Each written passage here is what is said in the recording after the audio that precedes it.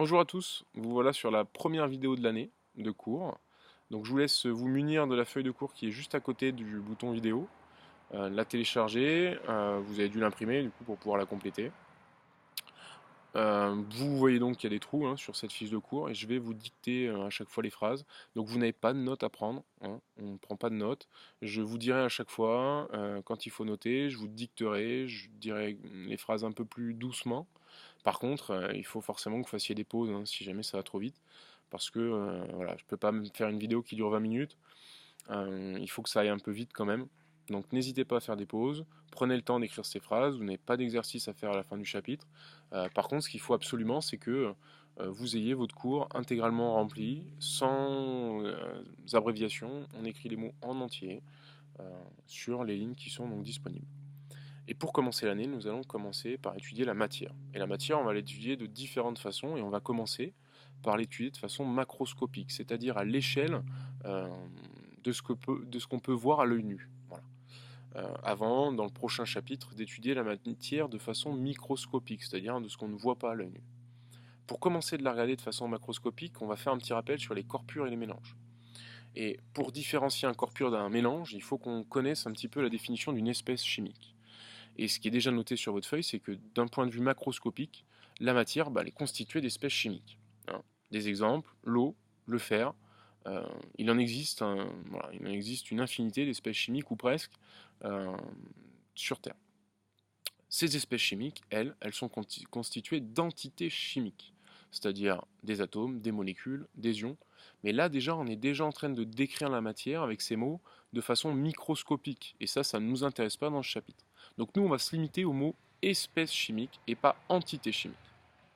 Et du coup, avec ce mot espèce chimique, on peut définir un corps pur sur les lignes suivantes. Donc vous pouvez noter en rouge sur ces lignes, un corps pur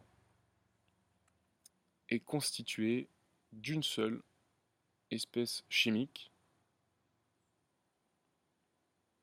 Un corps pur est constitué d'une seule espèce chimique, alors qu'un mélange est constitué de plusieurs espèces chimiques différentes. Un petit rappel de cinquième, un mélange est dit homogène si on peut voir une seule phase à l'intérieur, c'est-à-dire de l'eau avec du sirop. Voilà, on ne peut pas distinguer qu'il y a et de l'eau et du sirop, on ne peut pas le savoir. Le mélange est homogène. Dès qu'on voit deux phases à l'intérieur, c'est-à-dire un mélange d'eau et d'huile par exemple, on va dire que ce mélange il est hétérogène. Une petite remarque à la suite sur l'air, hein, puisque voilà, c'est bien adapté au mélange. Donc vous pouvez noter en noir que l'air est un mélange. L'air est un mélange composé à, et je vous laisse du coup euh, tout simplement écrire de quoi est composé l'air. Normalement, il n'y a pas de souci, vous allez vous en souvenir, c'est essentiel à savoir. Forcément, c'est une connaissance de science qui date de la quatrième normalement.